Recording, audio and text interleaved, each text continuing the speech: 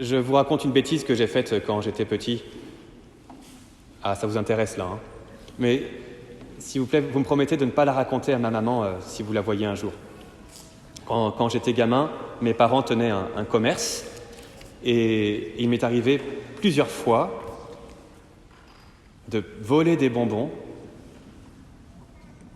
pour les donner à mes copains, juste pour me faire des amis, pour être accepté par les gens. Voilà, j'ai arrêté après, hein, mais... Voilà. Et vous, qu'est-ce que vous êtes prêts à faire pour être accepté par le monde? Qu'est-ce que vous êtes prêts à faire pour supporter le poids d'une vie difficile, le poids de la solitude, le poids de l'incompréhension des autres?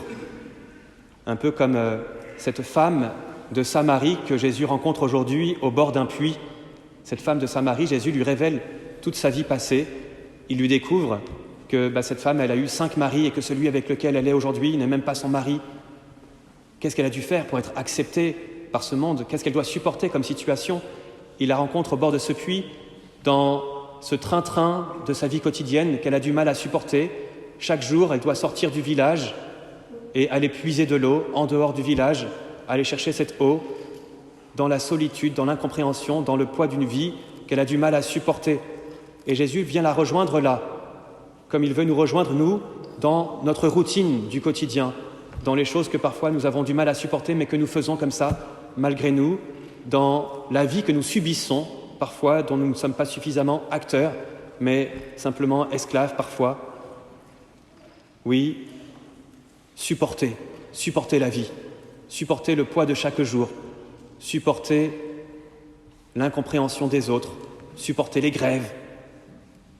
Je demandais à une amie récemment, qu'est-ce que tu dois supporter le plus, qu'est-ce qui est le plus difficile pour toi? Elle m'a dit, mon mari. Et une autre, au contraire, qui a une 60aine d'années et qui a perdu son mari il y a quelques semaines, qui vit très douloureusement ce deuil, me disait, quand mon mari était là, j'avais du mal à le supporter, mais maintenant qu'il n'est plus là, j'ai du mal à supporter son absence. Quand il était là, j'avais l'impression que c'est moi qui faisais tout et qu'il ne faisait rien. Et maintenant, je me rends compte à quel point il faisait beaucoup pour moi et pour la maison. Quand il était là, j'avais l'impression qu'il me bloquait. Mais maintenant qu'il n'est plus là, je me rends compte qu'il est un moteur dans ma vie. Et quand elle voit des couples se disputer et se chamailler pour des broutilles, elle a envie de s'interposer en leur disant « Mais arrêtez maintenant, ça suffit, ne perdez pas de temps. » Supporter le poids de la vie, supporter le poids du quotidien, comme cette femme que je connais, assez faible et sans grandes ressources, qui doit travailler beaucoup et s'occuper de son mari malade. Elle a reçu il y a quelques semaines un courrier des impôts. Vous devez tant avant le 10 mars, sinon, blablabla, vous savez, les menaces là. Alors intérieurement, elle sourit parce que le 10 mars, c'est le jour de son anniversaire. Et elle sait que ce qu'on lui demande est injuste, mais elle en a marre de se battre. Et donc elle se dit, voilà, je vais payer parce que je n'ai pas le temps ni le moyen d'engager des procédures contre l'administration. Alors elle réussit à collecter de l'argent et le 10 mars, dernier jour pour payer, elle se connecte là, sur le site internet et là, un message s'affiche. Nous sommes désolés, le site internet est en cours de maintenance pendant 24 heures. Voilà. Alors elle rigole intérieurement, et elle me raconte, de toute façon, c'est comme ça depuis 30 ans et ça sera comme ça sans doute jusqu'à la fin. Alors, heureusement que j'ai Jésus avec moi, et moi je prends la vie comme un jeu. Alors voilà, il s'agit de prendre la vie comme un jeu avec le Seigneur qui nous dit aujourd'hui, comme il le dit à la femme de Samarie, « Si tu savais le don de Dieu ». Voilà, Jésus aborde cette femme dans le train-train de son quotidien, dans le poids de la vie qu'elle a du mal à supporter, et il lui demande à boire. C'est-à-dire qu'elle a déjà du mal à faire ce qu'elle a à faire et elle doit encore donner à boire à Jésus. Oui, Jésus demande, donne-moi à boire. Mais il lui dit, mais si tu savais le don de Dieu, et qui est celui qui te dit donne-moi à boire? C'est toi qui l'aurais demandé. Et il t'aurait donné de l'eau vive, l'eau de la vie éternelle. Jésus nous dit aujourd'hui cette parole. Si tu savais le don de Dieu, tu vivrais ta vie autrement. Tu recevrais ta vie comme un don plutôt que la supporter comme un poids. Tu laisserais la vie de Dieu couler en toi. Si tu savais le don de Dieu. Et c'est de cette manière que nous pouvons prendre la vie comme un jeu en relativisant les événements de notre quotidien et en les traversant avec le Seigneur. Si tu savais le don de Dieu, c'est toi qui lui demanderais à boire. Alors, il s'agit pour nous de nous ressourcer, d'aller à la véritable source. Oui, c'est toi qui demanderais à boire et il t'aurait donné de l'eau vive. C'est quoi l'eau vive ? C'est le contraire de l'eau morte. L'eau morte, c'est l'eau stagnante. C'est l'eau d'une mare. Voilà, c'est de l'eau morte, de l'eau impure. L'eau vive, c'est l'eau d'un ruisseau qui coule et qui continue d'abreuver, qui continue de nourrir les rivages. L'eau vive. Eh bien, nos cœurs parfois ressemblent à des puits d'eau morte, à des mares comme ça, à des flaques d'eau stagnante et impure. Et Jésus nous demande de faire comme un échange, de nous brancher à lui et de recevoir l'eau vive qui jaillit de son cœur à lui. Puiser l'eau qui vient du cœur de Jésus. Parce que parfois nous n'arrivons pas à donner ce que nous voudrions donner ou ce que les autres attendent de nous, ce que la vie attend de nous.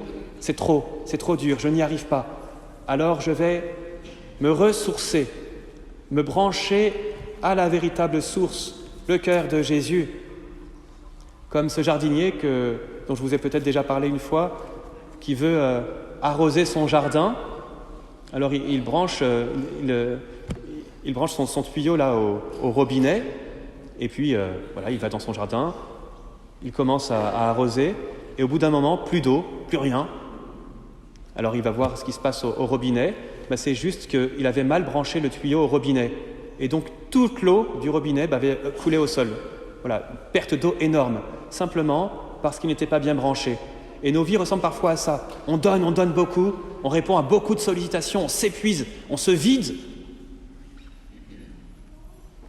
simplement parce qu'on n'est pas bien branché. Mais si nous sommes toujours connectés au Seigneur, si le tuyau de notre cœur est branché au cœur de Jésus, alors nous pouvons donner, et pas seulement donner, mais aussi recevoir pour nous-mêmes, et déborder sur les autres, déborder de l'amour même du Seigneur, ce que de nous-mêmes nous n'arriverions pas à donner. Si tu savais le don de Dieu, tu serais davantage connecté à lui, tu serais davantage branché à lui, tu prendrais davantage le temps de l'adoration, tu prendrais cet engagement d'1 heure par semaine devant le Saint-Sacrement.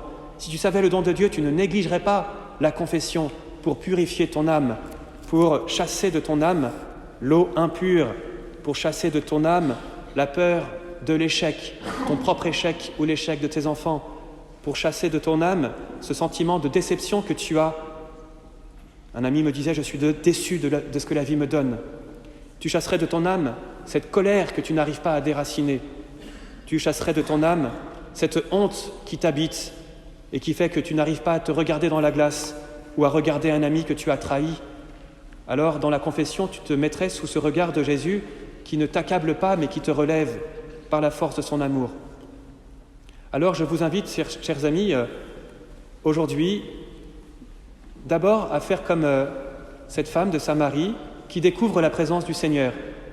Vous avez entendu un long dialogue qui s'engage entre elle et lui, et ce n'est qu'à la fin du dialogue, quand elle dit « Nous attendons le Messie, celui qui doit venir, le Sauveur du monde. » Et Jésus lui dit « C'est moi qui te parle, je le suis. » Eh bien parfois c'est un peu comme ça dans nos vies. Ce n'est qu'à la fin qu'on se rend compte que le Seigneur était là. Le Seigneur était là et moi je ne le savais pas. Alors prenez ce temps pendant le carême, ou aujourd'hui, ça serait mieux, parce que si vous repoussez plus tard, peut-être que vous ne le ferez pas, aujourd'hui, de relire un événement douloureux de votre passé. Un échec, une déception, et de vous demander, mais en fait, est-ce que le Seigneur était là ? Souvent, c'est à la relecture d'un événement où on s'est senti abandonné. C'est plus tard, quand on a fait l'expérience de la rencontre du Seigneur, qu'on se dit, mais oui, en fait, il était là, et je ne le savais pas. Alors merci, Seigneur. Deuxième chose qu'on peut faire dès aujourd'hui, c'est s'établir une règle, un règlement de vie. Je vous le disais, la vie sur Terre est à prendre comme un jeu, mais un jeu, c'est à prendre au sérieux. Quand on joue, il y a des règles. Il y a quelques jours, je jouais avec certains d'entre vous à un jeu de cartes, le Uno, et chacun avait ses règles. Non, c'est comme ça qu'on fait, non, c'est comme ça qu'on fait. Et il a fallu un quart d'heure pour qu'on se mette d'accord sur les règles. Et une fois qu'on était d'accord, on pouvait jouer. Mais si chacun a ses règles, eh bien on ne peut pas jouer. Eh bien, donnez-vous une règle de vie, un règlement du quotidien. Voilà ce que je refuse absolument dans ma vie. Voilà ce que je ferai tous les jours. Voilà ce que je ferai pendant le carême. Et vous vous y tenez. Ça peut être une règle de vie que vous vous donnez aussi en couple ou en famille. Voilà, tous les jours, avant de prendre le repas, nous prierons ensemble et nous laisserons nos téléphones portables dans une autre pièce. Oui, des choses très très simples, très concrètes, accessibles, mais qu'on décide de faire personnellement et ensemble.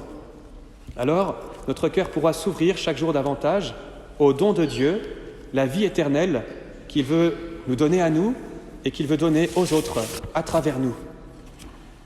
Au nom du Père et du Fils et du Saint-Esprit. Amen.